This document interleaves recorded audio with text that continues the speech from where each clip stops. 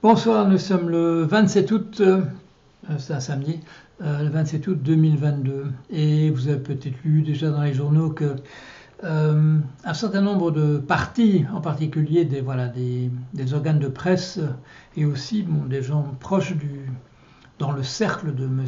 Trump, ont obtenu que soit publié l'affidavit, je vais d'abord dire ça comme ça, l'affidavit de la perquisition qui a eu lieu à Mar-a-Lago, qui est donc la résidence d'été et de la retraite définitive de M. Donald Trump, ancien président des États-Unis.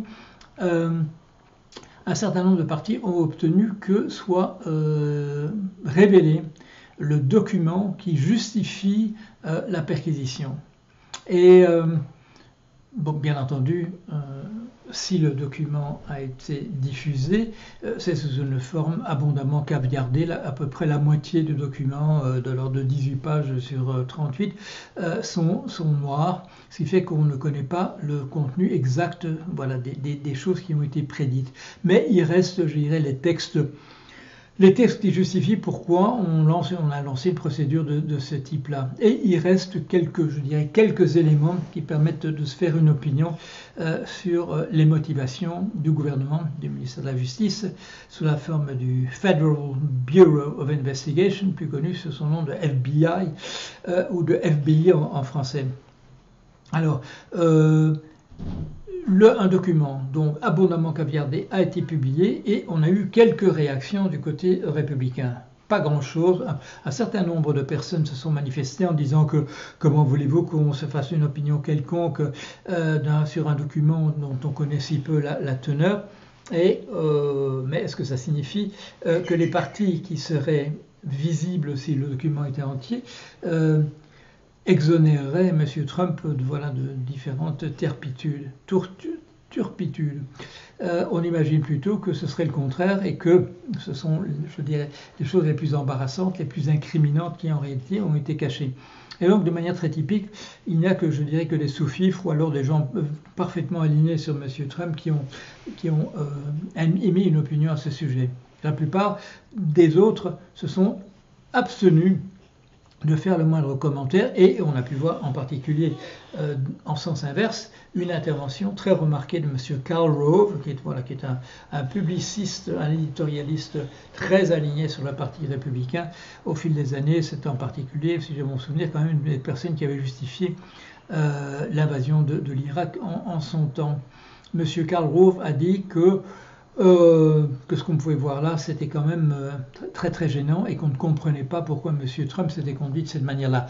Une première dans les paroles prononcées par M. Rove au fil des années et une première de certaine manière sur la chaîne Fox News qui s'est montrée au fil des années extrêmement peu critique vis-à-vis de M. Trump. Alors qu'est-ce qu'on peut voir, qu'est-ce qu'on peut sauver, je dirais, comme texte, comme partie de texte dans ce qui est révélé là? Je vous ai retenu un seul paragraphe que j'ai traduit avec l'aide de DeepL. Le FBI n'a pas encore identifié tous les complices potentiels du crime, ni localisé toutes les preuves liées à son enquête.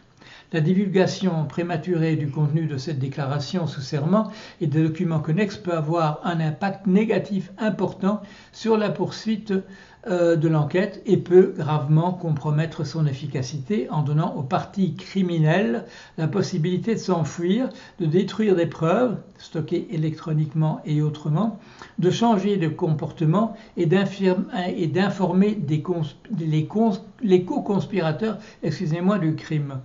Bon, je vais relire ça d'un seul coup. La FBI n'a pas encore identifié tous les complices potentiels du crime, ni localisé toutes les preuves liées à son enquête. La divulgation prématurée du contenu de cette déclaration sous serment et des documents connexes peut avoir un impact négatif important sur la poursuite de l'enquête et peut gravement compromettre son efficacité en donnant aux parties criminelles la possibilité de s'enfuir, de détruire des preuves, stockées électroniquement et autrement, de changer le comportement et d'informer les co-conspirateurs du crime. Alors, tous ces criminels qui sont visés, il y en a essentiellement un, il s'appelle Donald Trump, et je suppose que c'est ce qui conduit à un certain nombre de personnes proches de M. Trump dans son cercle et dont on attend en général des déclarations tonitruantes, dans ce cas-ci de s'en abstenir soigneusement. Voilà, je vous tiens informé de la suite des événements. À très bientôt.